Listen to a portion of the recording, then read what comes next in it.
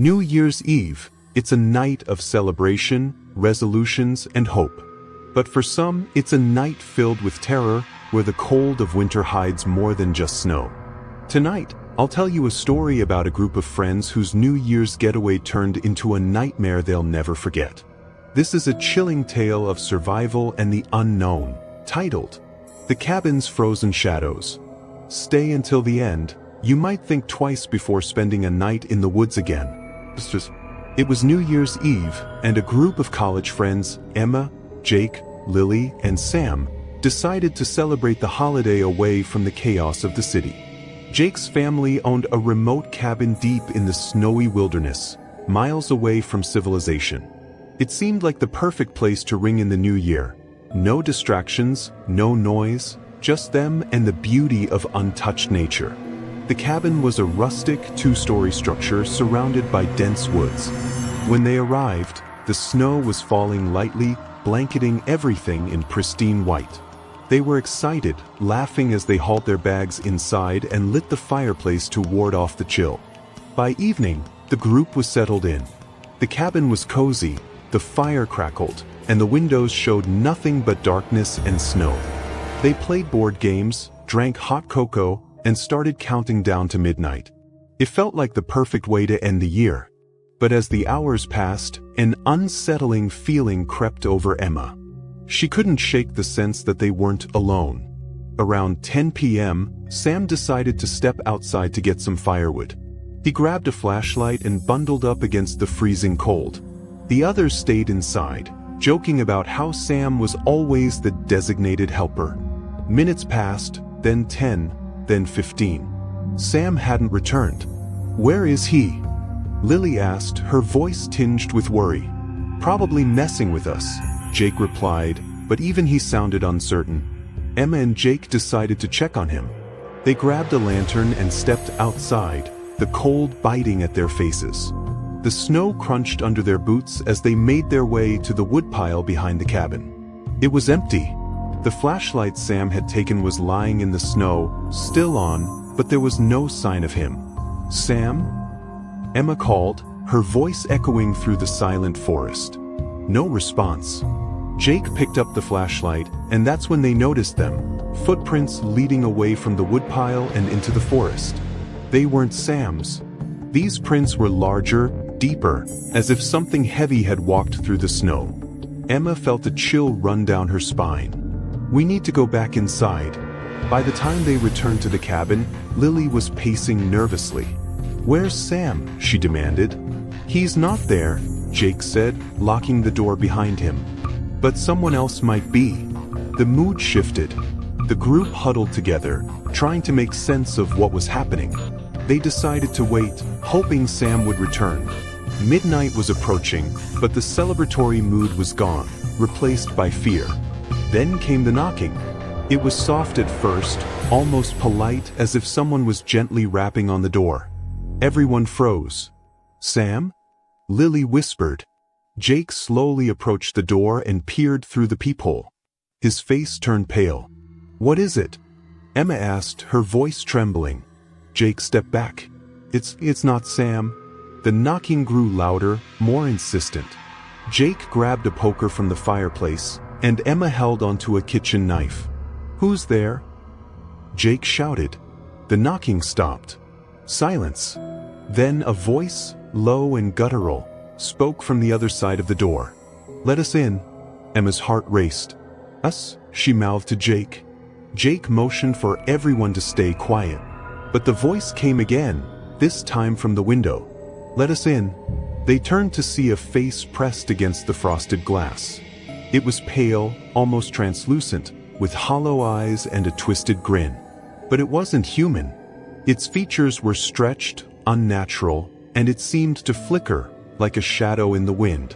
The face disappeared, and suddenly, the windows around the cabin began rattling. Shadows moved outside, circling the cabin. "Turn off the lights," Emma whispered. They extinguished the fire and plunged the cabin into darkness. The only light came from the moon reflecting off the snow. Minutes felt like hours as the group huddled together, listening to the sounds outside. The shadows seemed to multiply, their forms growing larger and more distorted. Then, the front door creaked open. The friends stared in horror as the door, which had been locked, swung inward. The cold air rushed in, carrying with it a deathly silence. Something stepped inside, tall, cloaked in darkness, its presence sucking the warmth from the room. Emma couldn't move. Her legs felt like lead. She could only watch as the figure reached out a long, clawed hand toward her. Jake shouted and lunged with the fire poker, but the figure disappeared, reappearing behind him in an instant. It whispered something into Jake's ear, and he collapsed, lifeless. Emma and Lily screamed, grabbing each other and running out the back door. They didn't stop, not even when their lungs burned from the freezing air. The next morning, a search team found the cabin empty. Jake and Sam were never seen again. Emma and Lily survived but refused to talk about what happened. The only clue was a message scrawled in the snow outside the cabin. Asterisk, you're never truly alone. Asterisk, what exactly were those shadows? Spirits? Creatures of the forest? Or something far worse? We may never know. But one thing's for sure, some places aren't meant to be visited, not even to celebrate the new year. If you enjoyed this story, don't forget to like, subscribe, and hit the notification bell. Until next time, stay safe and stay vigilant, because you never know what might be lurking in the shadows. This is the story of Sarah, a young woman whose quiet New Year's getaway turned into a nightmare she would never forget. Get comfortable, if you dare, and let's dive into Whispers of the New Year. Sarah had never been one for big parties or loud celebrations. For her, New Year's Eve was about reflection and setting intentions for the year ahead. That's why she booked a cozy, secluded cabin in a small town far from the chaos of the city. The cabin was perfect, nestled deep in the woods, with snow blanketing the ground and a fireplace that crackled warmly. It was the kind of place you'd imagine in a postcard. Sarah arrived on December 30th, planning to spend 2 quiet days reading, journaling, and sipping hot cocoa by the fire. The first night was everything she'd hoped for, peaceful and serene. But as the sun set on New Year's Eve, an unsettling stillness settled over the woods. It started with a faint sound, a whisper, so soft she almost didn't notice it. At first, Sarah thought it was the wind brushing against the windows. But as she sat by the fire, the whispers grew louder, more distinct. They weren't random. It sounded like someone, or something, was speaking. She turned off the music she'd been playing and listened intently. The whispers stopped. Shaking her head, she laughed nervously. "Get a grip, Sarah," she muttered to herself, chalking it up to her imagination. But as midnight approached, the atmosphere in the cabin shifted. The air felt heavier, colder, as if an unseen presence had entered the room.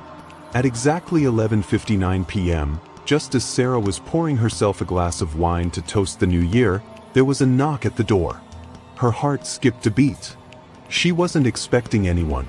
Who would be out here in the middle of the woods, especially at this hour?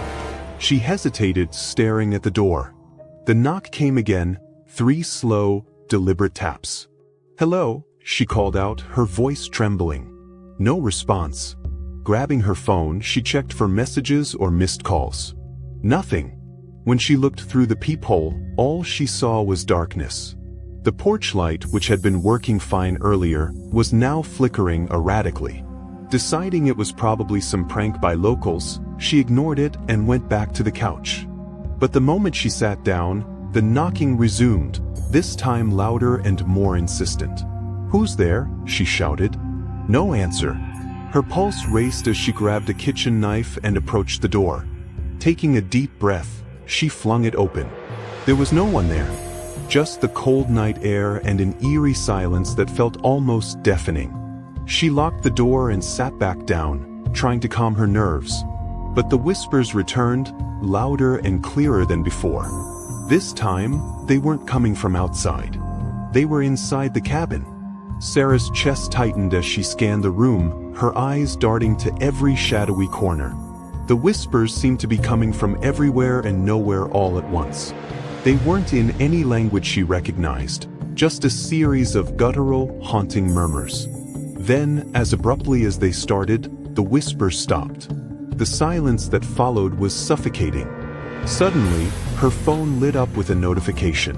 It was a text message from an unknown number. Asterisk, why didn't you answer the door? Her blood ran cold. She stared at the screen, her mind racing. Before she could process what was happening, another message came through. Asterisk, we're coming in. Panicking, Sarah checked all the locks and grabbed a flashlight. She peered out the window, her breath fogging up the glass. The snow outside was untouched, no footprints, no sign that anyone had been there. But as she scanned the tree line, she saw them, dark shapes moving between the trees. There were at least 3 of them, tall and unnaturally thin, their movements jerky and disjointed. The whispers returned, louder than ever, filling the cabin with an almost unbearable pressure. It felt like the walls were closing in. Desperate, Sarah grabbed her car keys and bolted out the back door, her boots crunching loudly in the snow. She didn't look back, too afraid of what she might see. As she reached her car, she fumbled with the keys, her hands shaking uncontrollably. The whispers were now right behind her, almost as if they were breathing down her neck. She managed to get the door open and started the engine. As she sped down the snowy road, she glanced in the rearview mirror. The cabin was barely visible now, but she could still see them, those dark figures, standing at the edge of the driveway watching her leave. Sarah never returned to the cabin. When she told the owner about her experience, they seemed eerily unfazed. "Oh, you must have heard the whispers," they said casually. "Locals say the woods are haunted. Something about an old ritual gone wrong on New Year's Eve decades ago. Most people don't stay past one night." Sarah moved to a new apartment in the city, far from any woods. But every New Year's Eve, without fail, she receives a text from an unknown number. Asterisk, why didn't you answer the door? Asterisk, sometimes, we think of New Year's Eve as a time for fresh starts. But for some, it's a reminder that not all doors are meant to be opened, and not all whispers are meant to be heard. Sarah's story is a chilling example of how the past can linger in places we least expect. Asterisk, if you ever find yourself alone on New Year's Eve, and you hear a knock at the door, remember her story. Not every visitor comes with good intentions. It was New Year's Eve of 2017. Emma and her roommates, Claire and Rachel, were hosting a small party at their shared apartment in the heart of the city. Nothing fancy, just a group of close friends, a few drinks, and music to welcome the new year. The apartment was bustling with laughter and conversation, and the atmosphere felt light, almost carefree. Claire had even joked earlier about how their apartment was the safest place in the city because the building required a secure key fob for entry. Emma couldn't help but agree. As the clock ticked closer to midnight, the group decided to play a game of charades. Everyone was gathered in the living room, caught up in the playful banter. That's when Emma noticed something, or rather, someone, out of the corner of her eye. Standing in the hallway, partially hidden in the shadows, was a man. He was tall, dressed in dark clothing, and wearing a plain white mask that covered his entire face. Emma froze. At first, she thought it was one of the guests pulling a prank. "Very funny, Claire," she said, assuming it was her roommate. But Claire was sitting right next to her, looking just as confused. "Who's that?" Claire whispered, her voice shaky. The man didn't move, didn't say a word. He simply stood there watching them, laughed nervously and called out, "Hey, if you're here for the party, you're a little late." But the man remained silent, his head tilting slightly, as if studying them. The room grew eerily quiet. The music playing in the background felt distant, almost drowned out by the pounding of Emma's heart. Finally, one of the guests, a guy named Mike, got up. "Alright dude, joke's over. Who invited you?" He started walking toward the hallway, but the masked man stepped back into the shadows, disappearing from view. Mike reached the hallway and looked around. "There's no one here," he called out, sounding more confused than concerned. But Emma wasn't so sure. She couldn't shake the feeling that something was very, very wrong. She walked over to the front door and checked the lock. It was still bolted. "How did he get in?" she asked, her voice trembling. The group tried to brush it off. Maybe it was a prank, or maybe someone had slipped in when they weren't paying attention. Either way, the mood was ruined.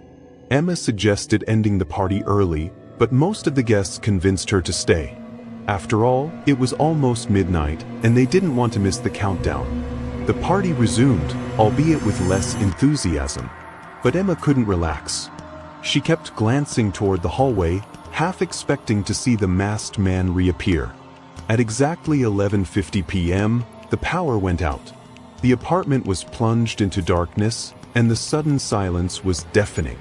Someone fumbled with their phone to turn on a flashlight, and the dim glow illuminated the frightened faces of everyone in the room.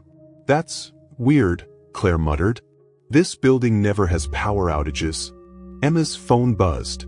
It was a text from an unknown number. The message read, "I'm still here." Emma's hands shook as she showed the text to Claire and Rachel. Before they could react, a loud crash came from the kitchen. The group huddled together, their flashlights trembling as they pointed them toward the source of the noise. The masked man was there, standing in the middle of the kitchen. In his hand, he held a large, gleaming knife. Panic erupted. Some of the guests screamed, while others bolted for the front door, only to find it locked from the inside. The man didn't chase them. He just stood there, his head tilting again, as if amused by their fear. Emma grabbed a chair, holding it in front of her like a shield. "What do you want?" she shouted, her voice cracking. The man didn't answer. Instead, he raised his knife and slashed at one of the hanging decorations, letting it fall to the floor. It was almost as if he was taunting them, showing them he wasn't in a hurry. Mike, the same guest who had confronted the man earlier, decided to take action. He grabbed a bottle from the table and hurled it at the intruder. The bottle shattered, and the masked man stumbled back, momentarily stunned. "Run!" Mike yelled. The group scattered, some heading for the balcony, others trying to barricade themselves in the bedrooms. Emma, Claire, and Rachel managed to make it to the balcony. From there, they started screaming for help, hoping someone would hear them. Inside the apartment, they could hear more crashes and shouts. The masked man was chasing the remaining guests, his footsteps heavy and deliberate. Eventually, the sound of sirens filled the air. Someone had called the police, and the sight of flashing lights below brought a glimmer of hope. The masked man, realizing his time was up, fled the apartment. By the time the police arrived, he was gone. The officers searched the building but found no trace of him.